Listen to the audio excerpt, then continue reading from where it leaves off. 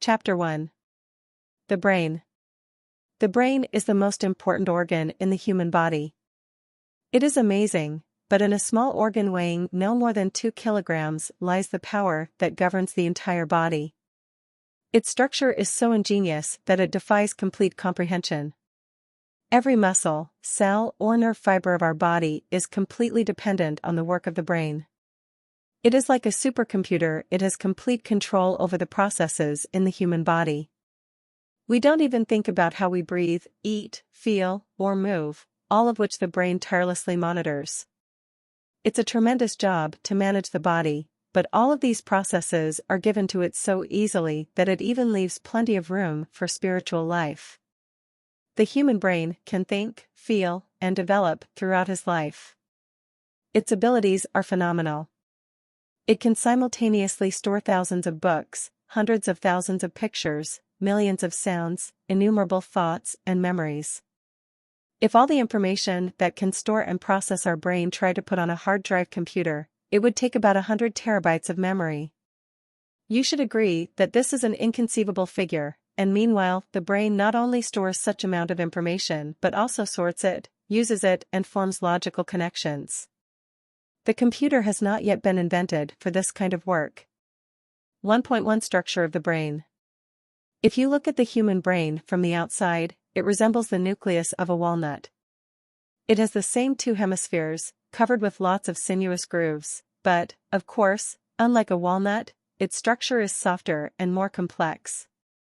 The brain of a living person has a yellowish-pink color. This is due to the large number of thin blood vessels that feed the brain cells. After death, when the blood supply stops, the brain turns a grayish-yellow color. The average human brain weighs between 1,200 and 1,900 grams. This is 2 to 2.5% of total body weight. Men have about 150 grams more brain than women, but this absolutely does not indicate that men are smarter. It has been scientifically proven that brain mass does not reflect intelligence. For example, Einstein's brain weighed only 1,230 grams, significantly less than that of an average man. An elephant or a whale, on the other hand, has many times the weight of the brain, but that does not make them smarter.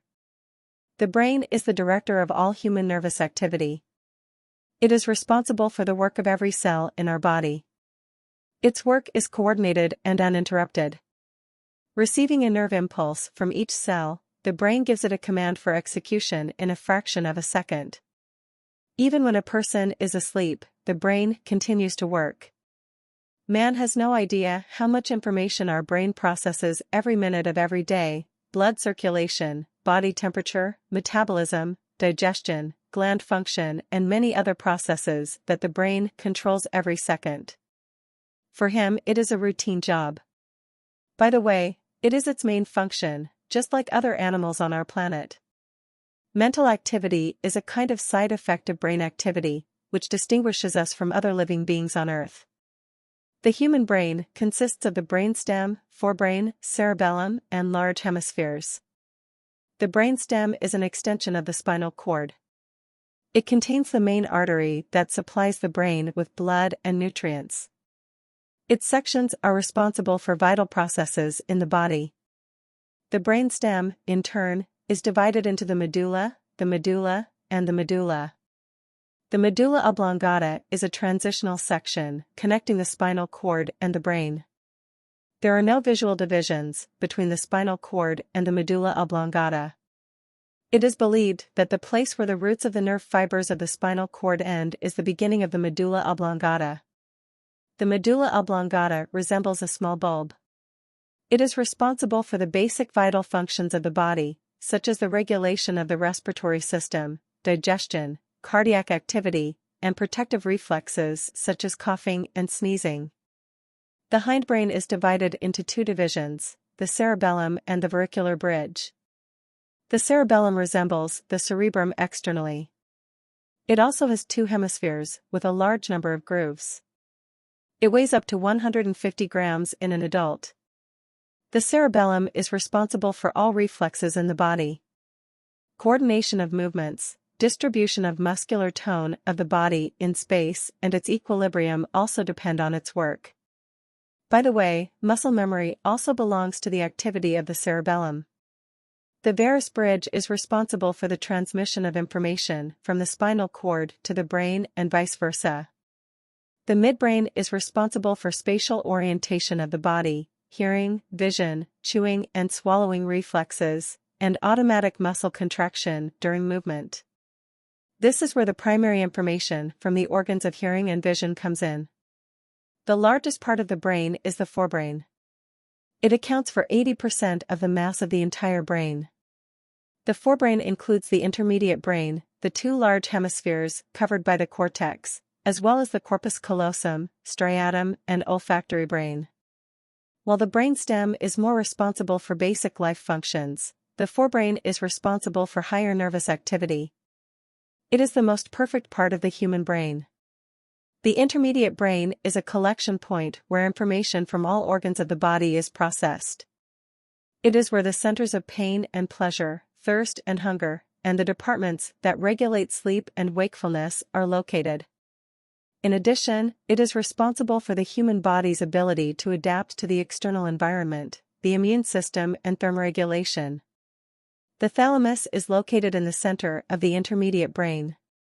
All auditory and visual signals, impulses from receptors in the skin, face, limbs, torso, as well as from taste receptors and nerve endings of internal organs are collected in this department. Processing the received data, the thalamus determines only the most important information, which will be transmitted to the hemispheric cortex. The largest part of the forebrain is the large hemispheres. They, like a shell, cover all other parts of the brain. The hemispheres are the crown of the entire human nervous system. All important information, feelings, personality, and intellect are contained in them, or, more precisely, in the cortex that covers them. The hemispheres are clearly separated into left and right hemispheres. They are connected by a small area, the corpus callosum. Each of the hemispheres is responsible for the work of the opposite side of the human body. The right hemisphere controls the left side of the body, and the left hemisphere controls the right side. The cortex is a thin layer of gray matter covering the large hemispheres. Its thickness varies from 1.5 to 4 millimeters, depending on the area. The cortex is unevenly arranged and has a huge number of wrinkles. They increase the cortical area many times and account for up to 45% of the entire area of the forebrain. It contains more than 10 billion nerve cells, which communicate with each other continuously by impulses. Each hemisphere is divided into lobes: frontal, parietal, temporal, occipital, and islet. The lobes are separated by large grooves in the hemispheric cortex. Each of the areas differs from each other in cell structure, fiber arrangement, and functional significance. The frontal lobes are the largest lobes of the human brain. They are responsible for motor activity and thinking processes. All of our personality, feelings, intelligence, imagination, and memory are located here. Despite their importance, the frontal lobes constantly interact with the rest of the brain. The dark areas are usually slightly smaller than the frontal areas. Their task is quite different. They are involved in controlling and processing information related to bodily sensations and touch. They are responsible for our facial expressions and movements. Thanks to their activity, we smile when we are happy and cry when we are sad. In these areas, a peculiar analysis of information received from all the senses takes place. By the way, the ability to learn is also embedded in these areas. All movements associated with repetition, such as walking, swimming, playing musical instruments, dancing, originate here. The temporal lobes contain departments that control perception of auditory, olfactory, and gustatory sensations, memory mechanisms, as well as centers of speech synthesis and analysis. Temporal lobes play an important role in the organization of complex mental processes, in particular memory. The occipital lobe is located above the cerebellum. It contains the lobes responsible for the perception and processing of visual information. Therefore, there is some truth in the expression, seeing with the back of the head. The eyes are just a receiver of information. All the important processes take place in the occipital lobes of the brain. Another important part of the forebrain is the islet. It is a small closed triangular-shaped lobule. The islet is located inside the lateral sulcus, below the temporal, parietal, and frontal lobes. Its main function is taste analysis. The two large hemispheres are connected by a thin bridge, the corpus callosum, as already mentioned. This border section consists of nerve fibers connecting symmetrical and asymmetrical places of the opposite hemispheres. Thus, impulses from the right frontal lobe to the left frontal lobe or from the left parietal lobe to the right frontal lobe can come through it. The forebrain has the striatum, which is responsible for muscle tone and conditioned reflexes, and the olfactory body, which processes information about smells and what associations and emotions they evoke. Although each department does its own work, all of them are in constant communication with each other. Thousands of nerve impulses run from one part of the brain to the other every second, transmitting information. 1.2 How the brain works. It has long been believed that humans use only 8 to 10% of their brain, and that the rest of the brain remains idle. In fact, there is absolutely no scientific basis for this theory. In reality, a person uses his brain at 100%, which is clearly visible in the encephalogram images. Listening to music, solving a problem, running, feeling pain or pleasure, any action causes all parts of the brain to work. Signals flow from one department to the next. Each department reads the information useful to itself in the action and gives a response signal. The mental potential is quite another matter. Here a person really does not use all of his potential. Some more than others, some less, but there is no such thing as a person who uses 100% of his potential. The mental capacity of our brain is so great that scientists have not yet been able to determine what the limit is. The capacity potential of the brain is virtually independent of either brain volume or cortical thickness. These indicators can be of any kind. The secret lies in the nerve impulses that communicate between the nerve cells of the brain. The more pulses, the more active the brain is. A large number of impulses encourages the brain to engage as many nerve cells as possible to work. This allows us to develop our abilities and memory. These nerve cells are called neurons. They are the basic building blocks of the human nervous system. Neurons are complex cells in the nervous system, ranging in diameter from 3 to 130 micrometers. Interacting with each other or with the body's cells, they produce peculiar impulses that give a signal for action. Most neurons are shaped like a plant root with a long main root and several small branches. Depending on their functions, neurons are divided into sensory, effector, motor, secretory, and insertion neurons.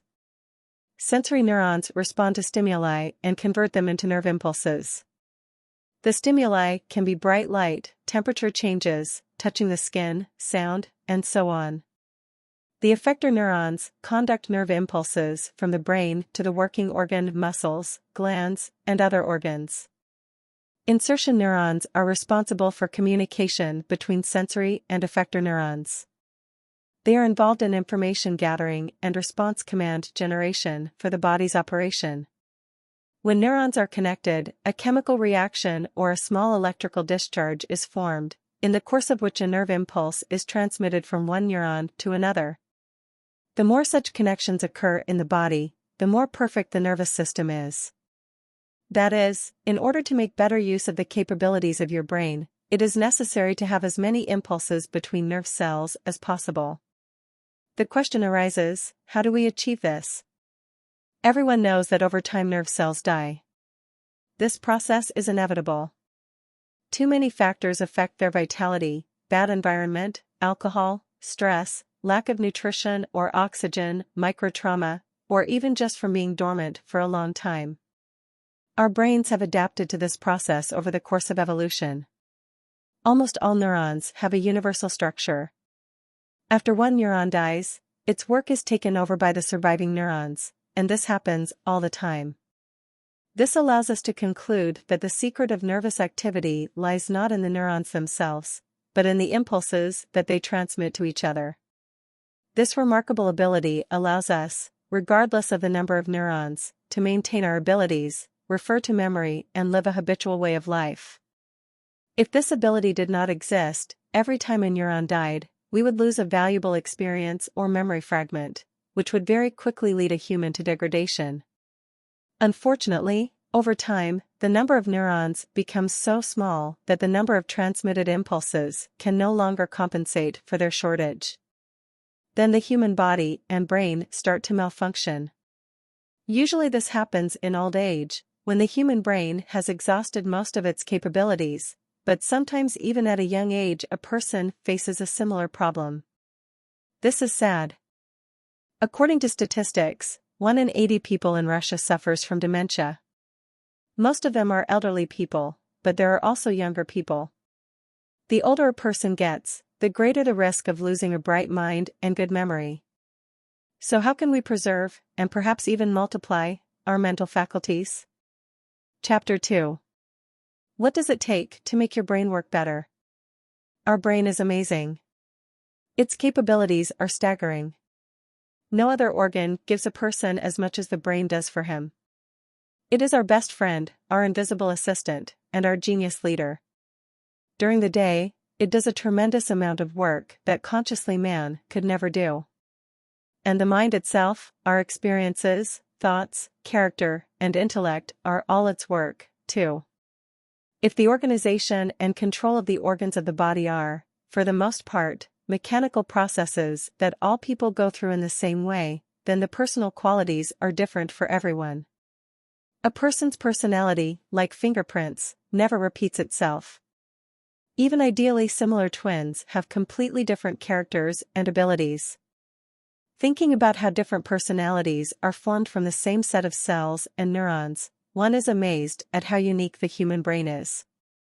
If the work of the brain related to the management of the body, consciously a person cannot seriously influence, then on his personal qualities and skills, not only can, but must, otherwise over the years he may face serious problems.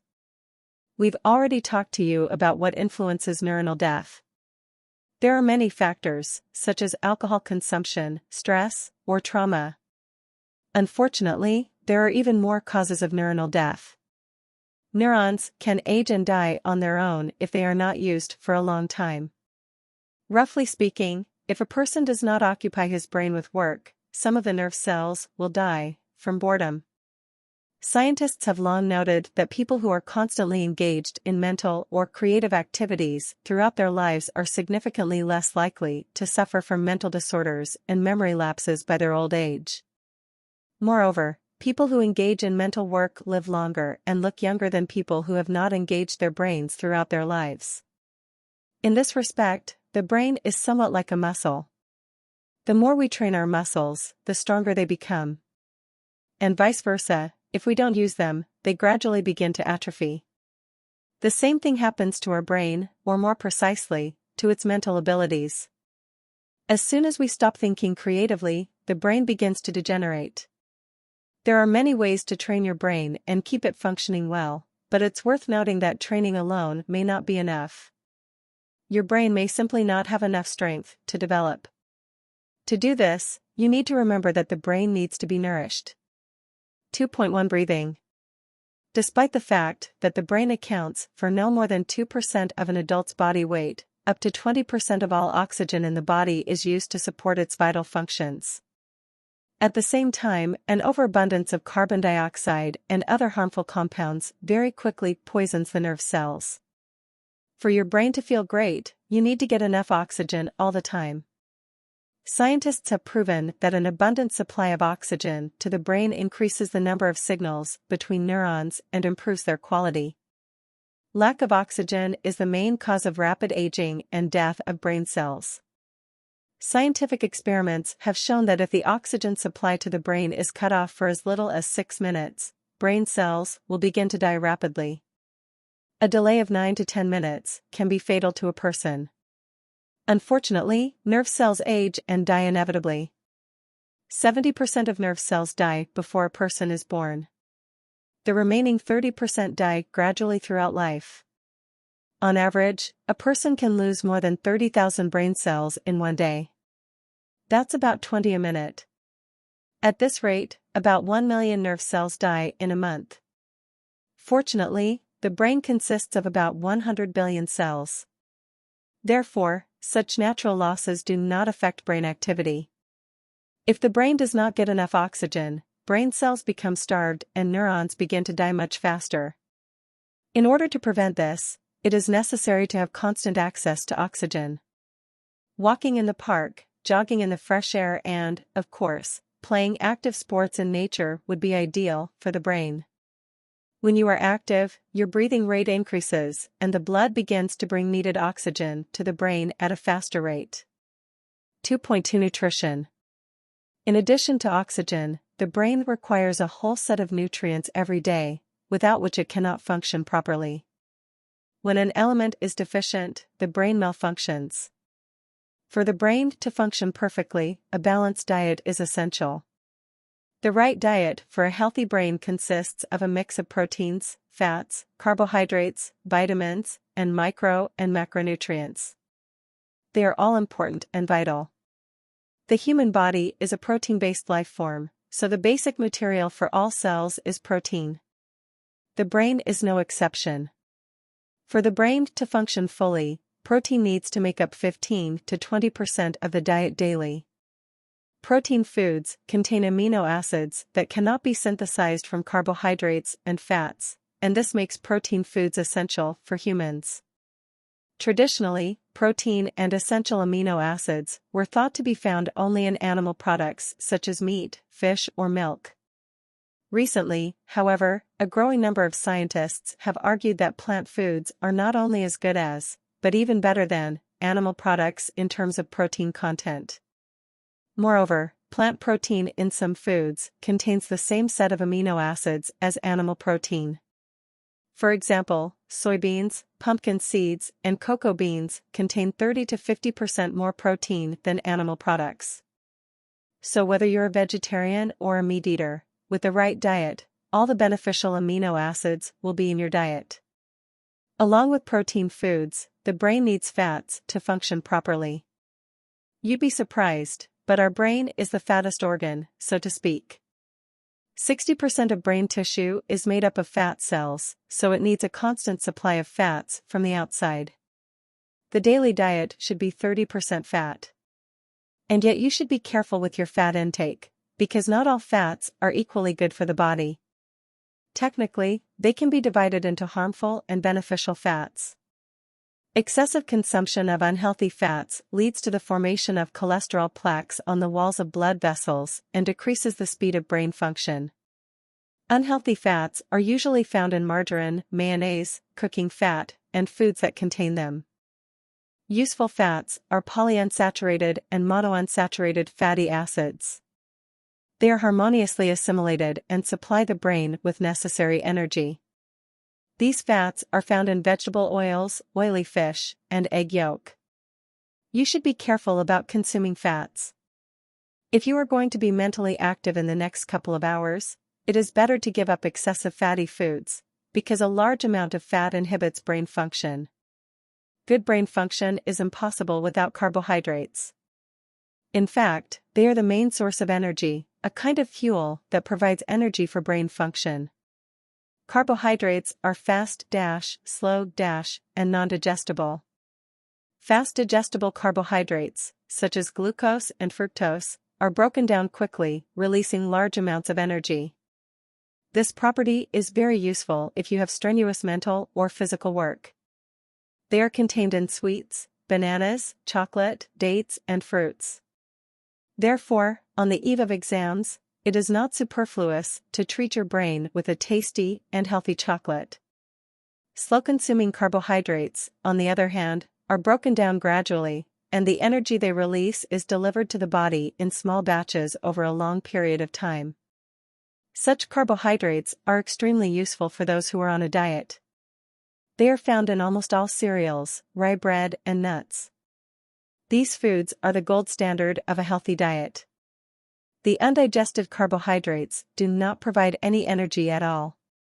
They pass through the digestive system, scrubbing away all harmful elements. They are only indirectly important for the brain, because they do not reach the brain, but thanks to their work, useful substances are better absorbed and the body is cleaned of unwanted toxins. Non-absorbable carbohydrates are, first of all, vegetable fiber. It is contained in almost all fruits and vegetables. In addition to proteins, fats, and carbohydrates, the brain cannot live without vitamins and micro and macronutrients. These must be regularly supplied to the brain with food. Calcium and phosphorus are among the essential substances for brain function. Phosphorus salts prevent nerve disease and promote cell development. Foods rich in phosphorus include beans, cauliflower, cereals, cucumbers, radishes, soybeans, fish, and dairy products. Calcium is essential for memory and concentration. In addition, calcium plays an important role in the development of defense mechanisms against infections. Calcium can be obtained from dairy products, eggs, apples, apricots, beets, cabbage, cucumbers, grapes, green vegetables, nuts, oranges, whole grains, beef liver, seafood such as shrimp, herring, mackerel, and crabs. In order for our memory to function properly and for our nervous system to be stable, the body needs magnesium all the time.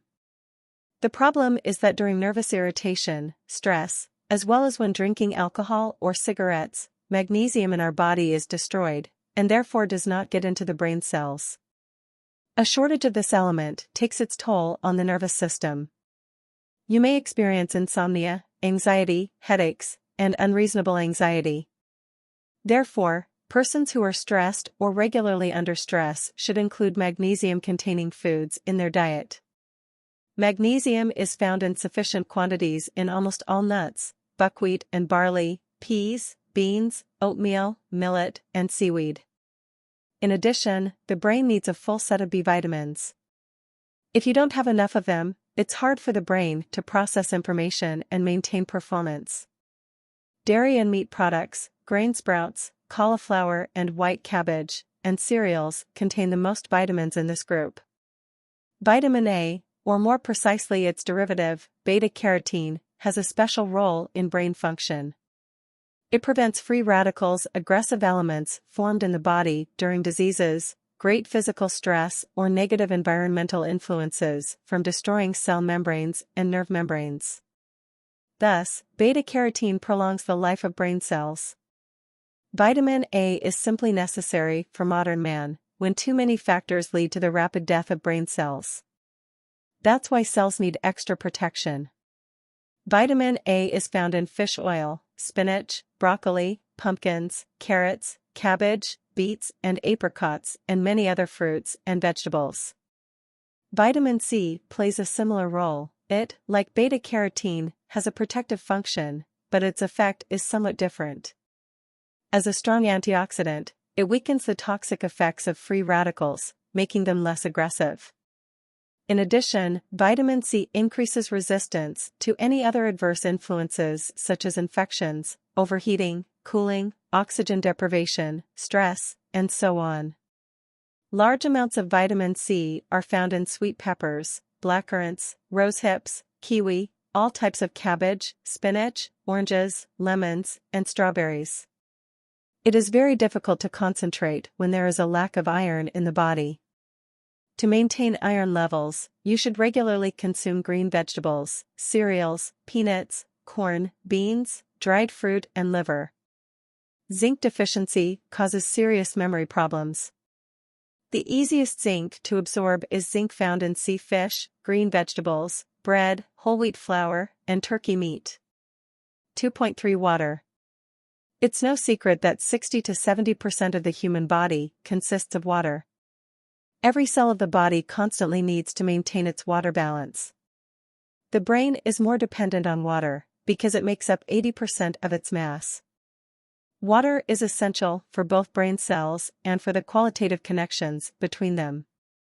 Water deficiency can cause fog in the head, increased fatigue, decreased ability to concentrate, depression, irritability, and emotional instability. To maintain the necessary water balance, a person should drink at least 1.5 liters of water per day.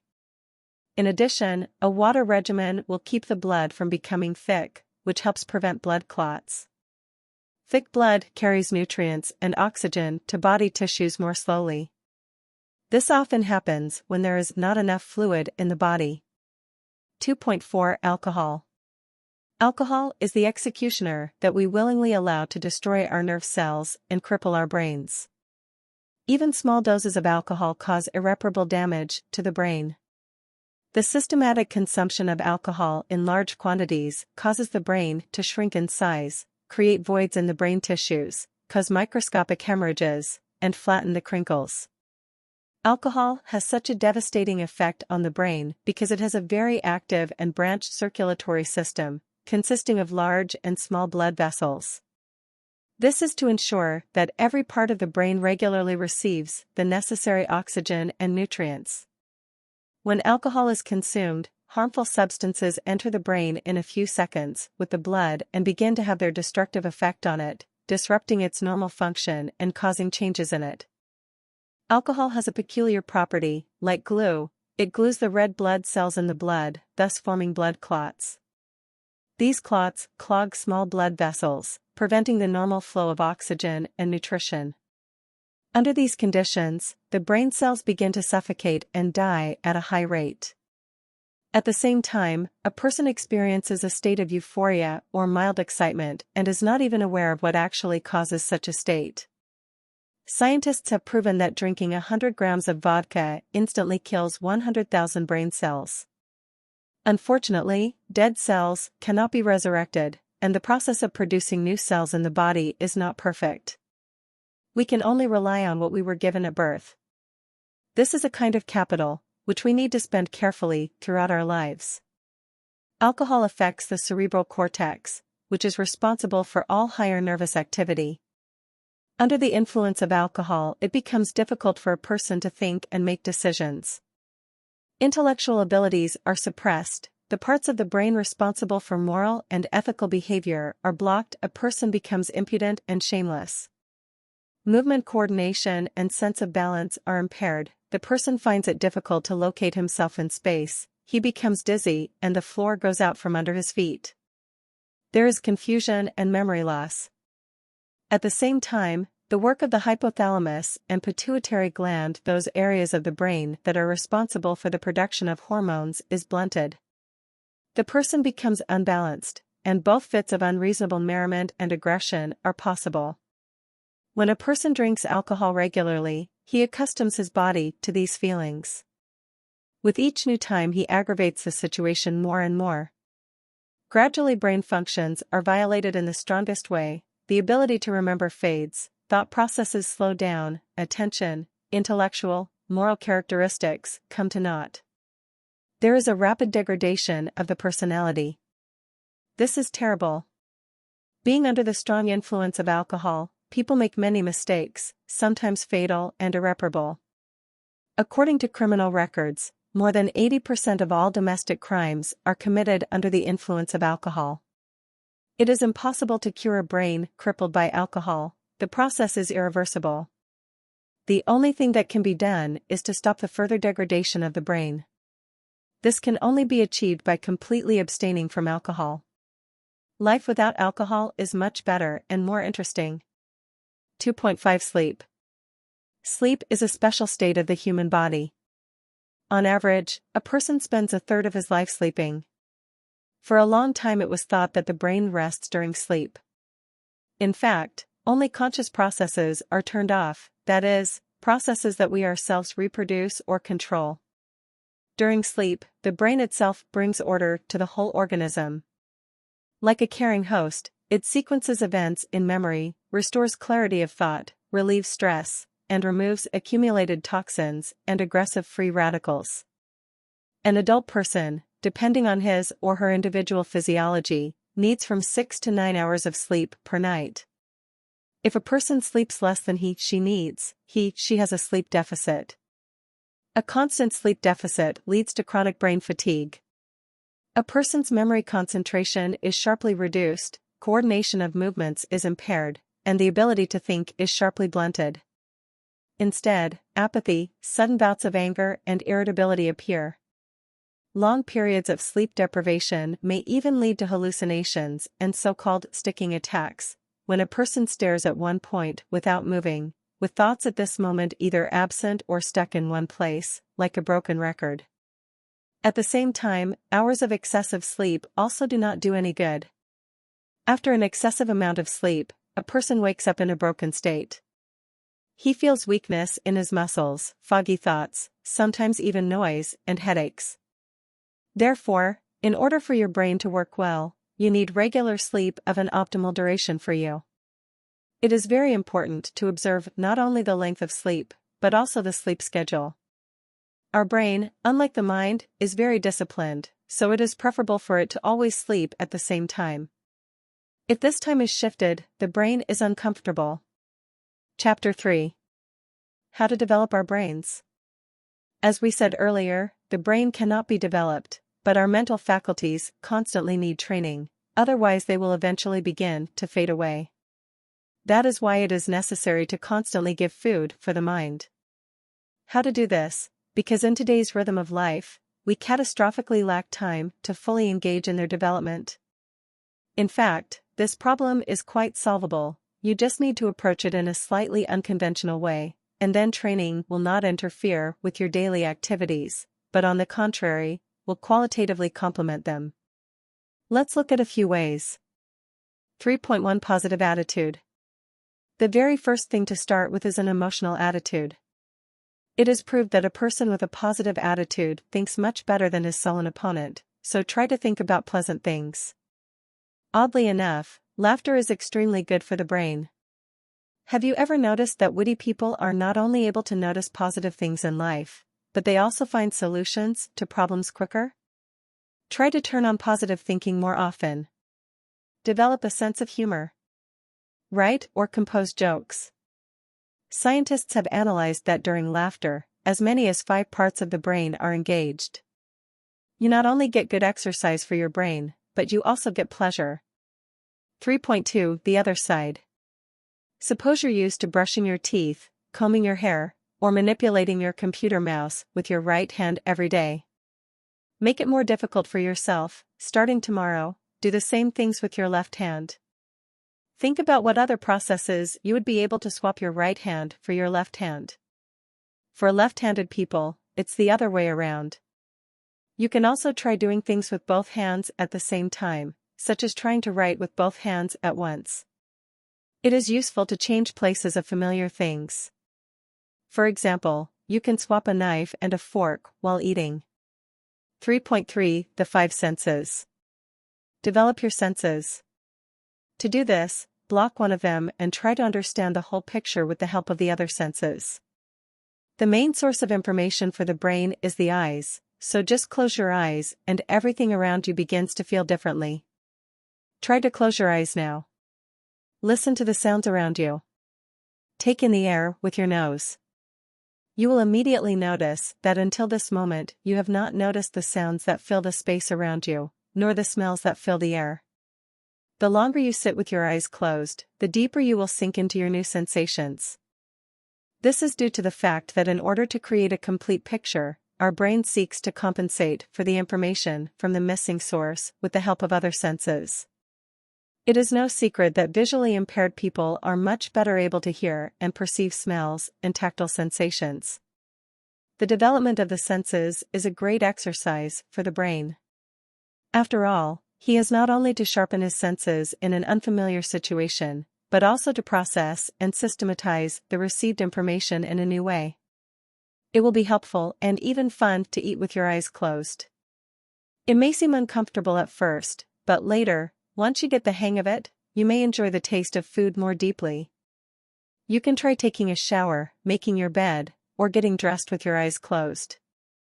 If you have enough time, try the following exercise. Put your usual objects in front of you: keys, phone, pen, book, wallet, and so on. Close your eyes and take each of them in your hands in turn. Try to give each object as many descriptions as possible based on the tactile sensations you receive. Even watching a movie on TV can be turned into a brain workout.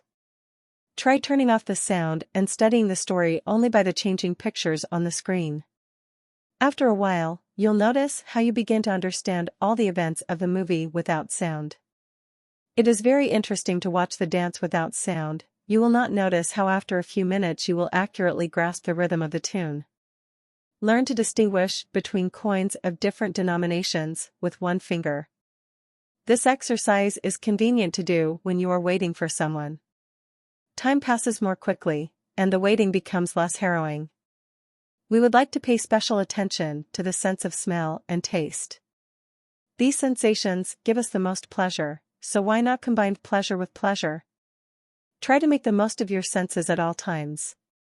Every time you eat cheese or chocolate, drink juice or milk, smell flowers or freshly baked goods, try to get the most out of these experiences. Draw pictures in your mind based on those sensations. Compare tastes and smells with one another. This will not only be good for your mental faculties, but will also help you explore new facets of familiar phenomena. 3.4 Make life difficult for your brain. As you may have already guessed, in order to develop our brain, you have to make it harder. The more you make your brain strain, the better you train it. The brain is used to doing things the same way it always has. Many actions have become so commonplace to him that he performs them on automatic. On the one hand, this is good, because you get a chance to think about something more global, but on the other hand, it relaxes the brain. Therefore, it is necessary to periodically create conditions in which the brain would actively re-engage and rethink its actions in a new way. There are many ways to make life difficult for your brain. For example, you can try typing on the keyboard upside down. It will be useful to look at pictures upside down, too. Learn to operate in your mind multi-digit numbers. Practice saying new words backwards. Solve riddles and puzzles. Play chess or other board games. With the help of the internet, you can always find a worthy opponent. Play games for the mind, such as Sudoku or crossword puzzles. There are many such games in smartphone apps now. As a useful activity, you can invent new uses for long-known things. For example, how can you use a pencil, a cell phone, or a shoe? Try to think of at least 50 new uses for each of them. 3.5 Learn to think. We are used to thinking that the sun is hot, the sky is blue, and the sea is salty.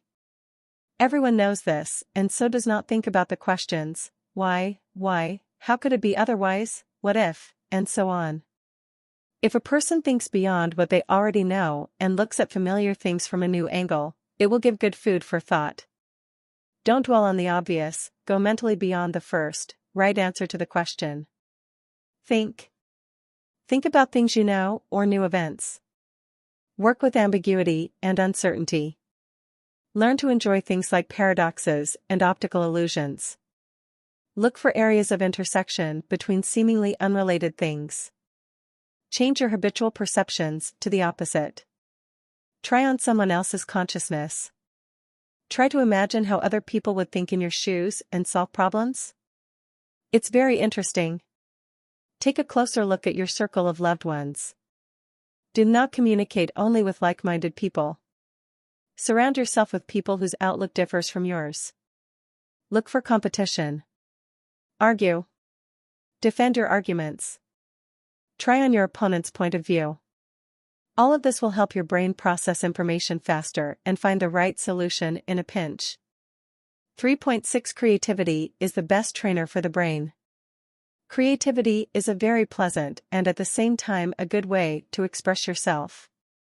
Your creativity is an expression of your inner world. If you like to draw, write poems, compose melodies or, say, collect ikebana, you should not deprive yourself of such pleasure. Creativity is a great way to develop imagination and fantasy, and therefore makes the brain work actively. In fact, creative ideas can show up in anything you could do yourself. It doesn't have to be a popular activity. For example, you can build castles out of Coca-Cola lids or sew panels out of candy wrappers. The main thing is that you should enjoy the creative process itself. 3.7 Self-Development. Never rest on your laurels. Always look for opportunities to learn something new for yourself. Self-development is the surest way to quality brain life. Try to find new hobbies for yourself, it will give great food for thought. If you do not know how to play the guitar, but would like to learn, do not deny yourself this. Want to know Chinese or French? Great. Want to learn how to knit, learn martial arts, learn useful graphics programs? All this is a great way to develop your mental skills. Try to fill your life with new experiences. Go to a museum, theater, or opera more often. Travel more, study the life and history of other countries and regions. Aim to be inquisitive, the more experiences, the better for the brain. Train yourself to listen to classical music. Hundreds of experiments have proven that classical music has a beneficial effect on the human brain, stimulating the imagination and arousing a storm of emotions. As entertainment, choose useful activities. You might be interested in learning a quick reading technique or a method for determining the days of the week for any date. Try to watch less television. The world around you is much more interesting. Spend more time in nature. Don't forget to rest. Rest is just as important to the brain as exercise. A little rest or relaxation will help you recover and give your brain a chance to put your thoughts in order. Chapter 4. How to develop your memory. One of the most important abilities of the brain's mental activity is memory. It is responsible for collecting, storing, and reproducing information. Inside its stores is a huge amount of information that has come to a person throughout his life. Unfortunately, years are not good for memory. If it is not trained, by the age of 65, a person can remember no more than 30% of previously accumulated information. Everything else, emotions, knowledge, skills, and visual images, is forever forgotten. To keep our memory alive, we have to train it constantly. 4.1 How memory works. Memory, like a sponge, collects absolutely all information. This can be visible images, smells, sounds, emotional experiences, or thought processes. All received information is processed by the memory and stored in a kind of a cell. Over time, there are more and more of these cells. Connections between some of them are determined, while others acquire an additional set of qualitative characteristics. This whole process is called storage. Each memory cell has a distinctive pathway that carries similar information from different sources, such as sense of smell, sight, hearing, and touch. The more often memory uses this pathway, the more familiar it becomes. If stored information is not used for a long time, it becomes difficult for memory to find a path to it. For knowledge that has not been used for a long time or that is not given importance, the path may disappear altogether. Memory is not homogeneous. It is divided into short-term and long-term memory. Short-term memory is mostly fleeting. During our lives, our brain receives a huge amount of information, and not all of it requires attention. Short-term memory is like a sieve. It receives all the information about what is going on around a person, all smells, tastes, thoughts, and emotions. All this data is sifted and only the most important data is stored in the long-term memory. Information is best stored if it is reflected upon, repeated or supplemented with data from other sources. All data stored in the long-term memory is retained until the end of one's life. All other information, which has not been filtered, disappears without a trace after some time. Long-term memory has infinite potential. It is capable of storing vast amounts of information throughout a person's life. It allows us to reproduce old memories, learn, and improve. The difficulty is that only a small portion of the information filtered by short-term memory is stored in it. Therefore, if we want to improve our abilities, it is short-term memory that we should develop. 4.2 Rules for good memory. Our memory is unique. You'd be surprised, but it has its own idea of the importance of information. If your memory deems information unnecessary, it becomes very difficult to remember it. In order to convince your memory of the importance of the information you want to remember, you need to understand the criteria by which it makes the selection. To do this, you need to learn a few simple rules. It is easy to remember information that is interesting to you. It turns out that in order to remember something important, you need to have a genuine interest in it. Otherwise, the information will not stick in your head. There is no value in what does not make sense. Memory will not put aside information that is not meaningful. You can make your short-term memory delay the information you want by setting it to remember. For example, if you want to remember the phone number or middle name of a new acquaintance, set yourself to remember, and your memory will obediently carry out the order. Repetition is the mother of learning. It is true that if you diligently repeat information over and over again, it is sure to stick in your memory. Any theoretical knowledge is better remembered in practice. This is due to the fact that in the practical reproduction you address and process the information received, that is, give it meaning. Such information is sure to be put aside in your memory. What if it comes in handy again? The more information you have about an object, the better. You will always have the information you need at your fingertips if you keep referring to it and updating it with new knowledge and similar information. Create so-called memory keys. In order not to forget something, you should create a key for yourself. When you see or hear it, you will immediately remember something important. A striking example of this can be a memory knot. So, for example, some people, in order to remember important dates, come up with analogies to numbers, as in the famous anecdote, says the professor to the students, "My phone is simple, 32-08. And it's very easy to remember, 32 teeth and 8 fingers." Remember that it is best to remember the beginning and the end. So try to place the important part in these areas. As a rule, the information that is located in the middle, the memory does not give much importance. It is a paradox, but those actions or phrases that are left incomplete are best absorbed by memory. Perhaps this is due to the fact that it tends to find a logical conclusion to them. 4.3 Exercises for memory training. To ensure that your memory is always in great shape, you need to do regular exercises to develop it. Chain. One of the most interesting and simple exercises is called chain. This exercise is convenient to do in any environment if you have a few minutes to spare. The essence of this exercise is that you should mentally build a chain of any words. It is easiest if these words mean the objects surrounding you at the moment of the exercise. Start with 5 words of different meanings. Mentally say the words in order. It will be easier if you see the thing in front of you. Then, without disturbing the order of the words, add one more, then another and another. For example, pen, lamp, ceiling, table, mug. Next circle, pen, lamp, ceiling, table, mug, window, and so on.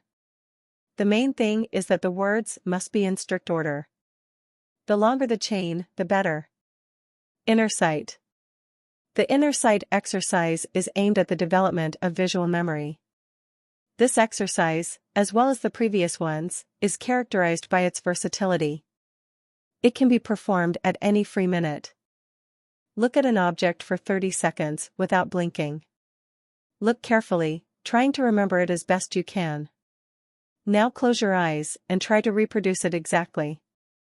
Recall as many details as possible: shape, color, position, everything should match. After a minute, open your eyes and look at the object again. Carefully look at all those moments that you could not reproduce. Now, once again close your eyes and reconstruct the picture mentally. Try as many as you like, as long as you were able to recreate in memory a perfectly accurate image. This exercise can also be done with large pictures and fragments of text. Encyclopedia. The mechanism of this exercise is to name as many words as possible for each letter of the alphabet. It is desirable that these words go strictly in order. The more words the better. Once you've gone through the entire alphabet, you can make the task more difficult by, say, coming up with a sphere of reference for these words, such as medicine, transportation, stationery, and so on. You can change the rules of this exercise and pronounce words not by a certain letter, but by their meaning. For example, you can list Russian writers or composers, name the most famous artists or outstanding generals. You can name the cities of ancient Greece or famous architectural monuments. The topic can be anything, the main thing is that you should always strive to expand your potential. Poems. Reading poetry, which we know from childhood, is a great exercise for developing auditory memory. Make it a rule to regularly read and retell at least one poem a week. The genre of the poem doesn't matter, you can read classics or rap, as long as you find it interesting. Keys. We have already talked to you about how a key, a so-called memory knot, helps you recall important moments that may have escaped your attention. Keys can be used not only to give memory cues, but also to train your memory. Try to think of clues to your usual activities. For example, an important conversation at work, the phone, buying groceries for dinner, the bill, doing the evening cleaning, the toothbrush. When you wake up tomorrow morning, as soon as you see your keys, you will remember what you need to do. Making a habit of creating keys will help you control your memory. By the way, you can easily learn large texts with the help of clues.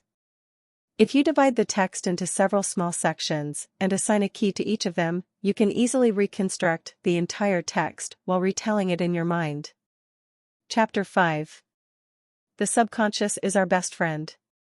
Do you ever wish you had a friend who always had time for you? A friend who can listen and understand, sympathize, and lift your spirits? A friend who will never betray and always lend a helping hand in a difficult moment? It may sound surprising, but each of us has such a friend. It is our subconsciousness. It is always with us, we consult with it when we face a choice, we tell it all our grievances and entrust it with our innermost thoughts.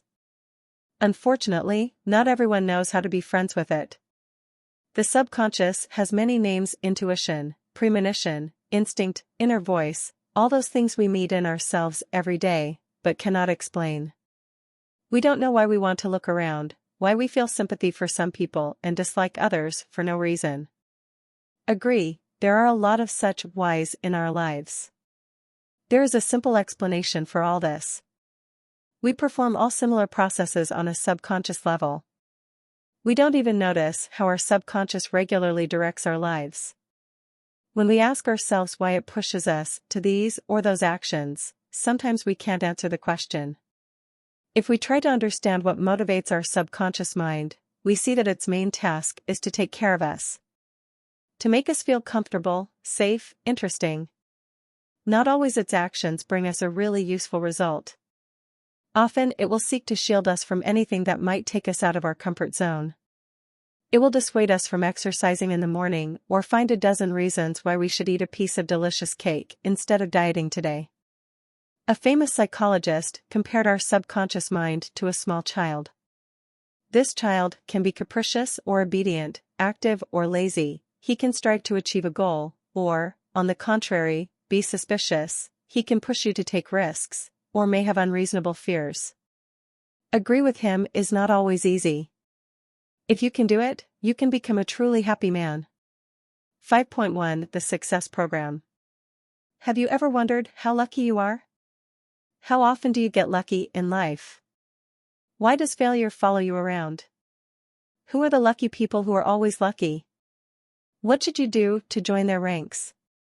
The answers to these questions are hidden in your subconscious. It is it that decides who you will be.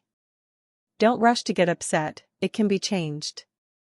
Our subconscious mind subtly senses the mood and tends to follow it in everything. If a person has a positive attitude, he does not notice problems.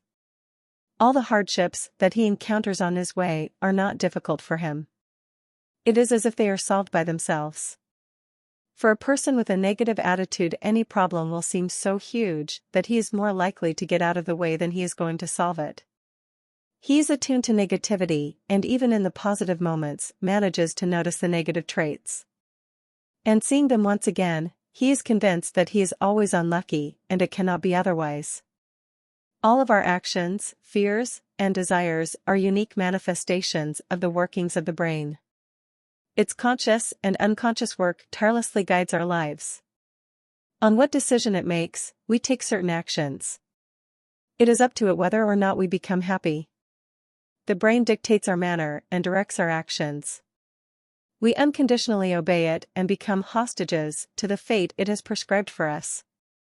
What if we could change this order and set the tone for our lives ourselves? Let's try to set ourselves up for success. As Carnegie said, act as if you are already happy, and you will indeed become happier. This is absolutely true. If you program yourself to succeed, you will indeed become successful, and therefore, happy. Becoming happy is much easier than you might think. All it takes is a few simple steps. First, no negativity. Try to protect yourself as much as possible from events or people that cause you negative emotions. Try to always be in good spirits, laugh and smile more often. Second, try to avoid losers. People who do not believe in luck often manage to infect others with their pessimism. Third, begin to love yourself. As Gaius Caesar said, love yourself, and the whole world will love you. That's true. Look at yourself. What do you think are your strengths? See what you don't like about yourself, even try to look at these things in a positive way. Fourth, don't pass up an opportunity to praise yourself. Nothing inspires as much as praise. Pamper yourself more often with compliments for small successes, and try not to torment yourself for your mistakes. Yes, it can be very frustrating, but it is not a reason to torture yourself with worry. Almost everything in our life is fixable. Make it a rule to encourage yourself with compliments every day. These shouldn't just be compliments, but affirmative phrases about your strengths and skills, such as, "Good morning, champ, I'm a brilliant strategist, I'm the best employee, I lost weight beautifully, my figure is awesome, my mind knows no equal," and so on. It would be great if you could praise yourself at least twice a day, in the morning when you wake up and in the evening before you go to bed. Fifth, create a comfortable atmosphere for yourself. In places where you spend a lot of time, try to remove all the things that cause you negative emotions. It is better to add instead those elements that once again help you smile and give you pleasure. Sixth, appreciate the people around you. Start to treat the people around you with kindness and gratitude. Think about what you can be grateful for.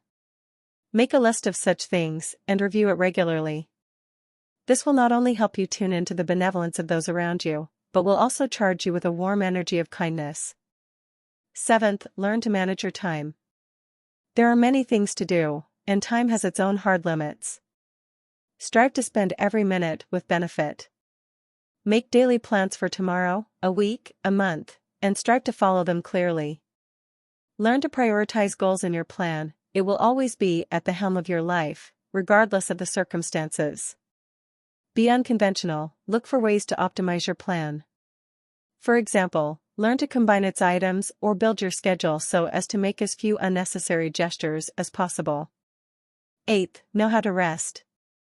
As the saying goes, he who rests well, works well. It cannot be otherwise. Work without rest, you only wear yourself out, and the result of the work will be minimal. Only proper rest can restore your mental and physical strength. Ninth, strive for perfection. Never rest on your laurels. Constantly work on yourself. Think about what you would like to change in yourself. What skills would you like to acquire? 5.2 Self-discipline. Self-discipline is a wonderful quality that many people lack for some reason. We all want to be better, but there's always some but that gets in the way. How many times have you put things off until tomorrow, or let yourself relax? And what do you end up doing? Life has passed, the moment has passed, and you are where you were, and there you are. How many times have you blamed yourself that if it weren't for your laziness in the past, your life would be very different now? So why continue on this deliberately false path? Let's begin right now to cultivate the discipline that won't let us deny ourselves any more success. Let's think about why we so easily and quickly backtrack from our plans. What drives us when we take advantage of the slightest opportunity to indulge ourselves? What dissuades us from taking the first step toward something new? This is our caring subconscious mind. It doesn't want you to get out of your comfort zone and start actively working, improving, and straining yourself unnecessarily. That's why it's trying its best to discourage you. It is as if you hear a voice inside you: I will do it tomorrow, later, not now, I don't want to do it, not today, I am so tired, and so on. It resists with all its might our attempts to organize our self-discipline. To reach your goal, you have to work with your subconscious mind. It is your most cunning enemy and your best friend. Your success in self-discipline will depend on whether you can outwit it or make friends with it. In order to develop self-discipline, you must begin by becoming aware of your problems. It is necessary to take a completely impartial look at yourself from the outside and identify all the moments in which you show weak character. These moments must be carefully examined. It is important to have a good understanding of how serious the picture is developing. Only after that can you plan further steps. Once you have studied your problems, think of a detailed plan for how to fix them. Plan the steps for yourself. Suppose you want to organize your daily routine. Day after day you chronically fail to get anything done. You try to do all the planned activities, but you have every time nothing works. One thing happens, then another, you are constantly something that prevents you from solving all the problems in a timely manner. As a result, your affairs pile up, like a snowball, and you are completely powerless to admit defeat. If you think that self-discipline can't help you with this, you are deeply mistaken. 95% of your daily routine is up to you, and only 5% can be attributed to unforeseen force majeure. In order to solve such a problem, you will have to restructure yourself at a subconscious level. Because you are guided by your subconscious mind most of the time. To do this, you will have to work on yourself. In a calm atmosphere, analyze your daily activities, and then make a list of things you need to do tomorrow. Let it be a list of 15 to 20 of your daily activities, from the trivial, like brushing your teeth, to an important phone call at work. If the list is longer, no big deal, as long as it reflects your real tasks for tomorrow. Now arrange the tasks on the list according to when they are due. See if the tasks on the list are evenly distributed over time. Is it not the case that at some time period there is a rush, and at other times there is a window? If possible, rearrange the schedule so that it is more in harmony with the time. Now on the list, mark in red those things that have an important priority. These should be only the things that you absolutely must do tomorrow. Once you have identified and prioritized your tasks, you need to think of a competent route. To do this, imagine in detail your day tomorrow. Start in the morning, you get out of bed, go to the bathroom, make breakfast, and get ready for work. And so gradually until the evening, when all things are finished. Relate each process to the time it takes to do it. Go over the entire plan for tomorrow in your head several times. It is important that you not only on a conscious level, but also on an unconscious level, be prepared to follow the plan clearly. A well-done preparatory phase is 60% successful, because you will be able to convince your subconscious mind to change its behavior. After that, it will help you move in the right direction. Once you are psychologically ready for the change, you can begin taking the actual steps. For starters, as you perform each action, mentally match it to your plan. Take your time. Starting too fast usually results in a quick finish in the middle of the course. Try to do everything thoughtfully. Notice what you spend more time on, and how you can fix it. Gradually move forward with your plan. Try not to change it in the process. Do not eliminate items or add new ones. You now need to find the optimal algorithm of your daily routine. You do not need unnecessary changes for which you have not prepared. Make it a habit to plan regularly for the next day, week, month, and so on. The more you plan, the better prepared you will be for events.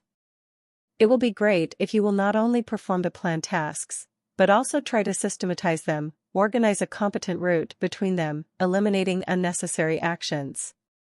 Perhaps as a result of such actions, you will even be able to combine some actions or find a more rational variant of their execution. For example, if you spend 5 hours a day on the traffic jams to get from home to work, Wouldn't it be better to get to the nearest subway station and get to work in half an hour? Yes, you would have to sacrifice comfort and prestige, but imagine how much time and nerves this step would save. By constantly thinking through your future actions, you will be amazed at how much time you will free up once you get used to living according to a plan. All unnecessary tasks will be eliminated, and priorities will be accomplished. You will always be above your problems, not the other way around. It's really great. Once you get used to it, your subconscious mind will begin to guide you through life according to the new regime. There will be no more confusion and turmoil. Everything will be clearly planned and executed. In the process of execution, it may happen that the desire to change your life for the better halfway through will dry up and you will want to go back to the usual way of doing things. You shouldn't do that. You are on the right track. This is the first and biggest problem you may encounter on the road to developing iron self-discipline. You need to overcome your subconscious self, which, when confronted with difficulties, wants to go back to its habitual zone. You need to be firm and, gathering the will in a fist, continue to work on yourself. The result will be your biggest reward. With the newfound self-organization, you will not only be able to solve your daily tasks with ease, but you will also gain the time you previously lacked for rest and recreation. Even the very process of doing daily tasks will begin to be enjoyable. You have to be patient now, so that you can enjoy life later. It will be much easier to progress according to the plan if you praise yourself for each item you accomplish, and if you give yourself small prizes for achieving tangible successes. Fair enough, good work is a good reward. It will be a good motivation on the way to self-discipline. Under no circumstances should you scold yourself for failing. Calling yourself lazy, stubborn, loser, spineless, and other derogatory words, you just hurt yourself and lower your self-esteem. Such phrases you kill any desire to go to your goal. You have doubts about whether you can achieve the result. All these phrases have no real basis. You draw yourself this unfavorable image and gradually begin to believe it. Why would you make yourself a loser? Strive to see positive things in every step. Constantly convince yourself of the usefulness of these actions and feed yourself with positive emotions. When you stop pushing yourself too hard, you will feel like a disciplined person. The new way of life will become familiar to you, and your former behavior will cause you to regret the time you wasted. Remember that your greatest enemies are stress and panic. Your subconscious mind, which is intention, will look for the cause of your discomfort. Therefore, it will make every effort to make you leave all attempts to change your habitual way of life. That is why you need rest and constant positivity. Relax a lot, give yourself a chance to rest well and be charged with positive emotions. Then it will be difficult for stress and tension to drive you into a corner. Remember, this is only a temporary discomfort. Once you get used to living a new life, not only will you be able to create a new and improved comfort zone for yourself, but you will also enjoy the fact that you were able to tame your inner self. Another good tool in the dialogue with your subconscious mind is compromise. When developing strong qualities in yourself, you will have to change your habitual way of life, deny yourself some pleasant but not useful things to which you are accustomed. All this will inevitably cause a protest of your subconscious. To negotiate with it, sometimes praise alone is not enough. In this case, it will be better for you not to force yourself to do things that your subconscious doesn't like, but to agree with it. Think about what you would like to pamper yourself with: your favorite dessert, meeting with friends, going to the movies, or buying something that you have long thought about but haven't decided. Finally, we have come to the most effective way of influencing the subconscious mind. This is auto-training. Your subconscious mind is used to listen to you and trust you, so if you constantly tell yourself, "I have excellent self-discipline, I am happy without cigarettes, I do everything in time, I have lost 5 kilograms, and so on," it will believe it. It is important for your appeal to sound convincing and to be formulated in the present tense, as a confirmation of events that are already taking place.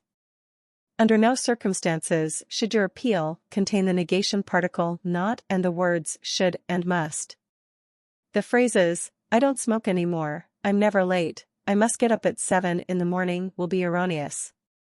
Not only will they not help, but on the contrary, they will lead to a negative result. After you get used to living according to a plan and learn to distribute your tasks competently, you will realize that you have much more time than you thought before.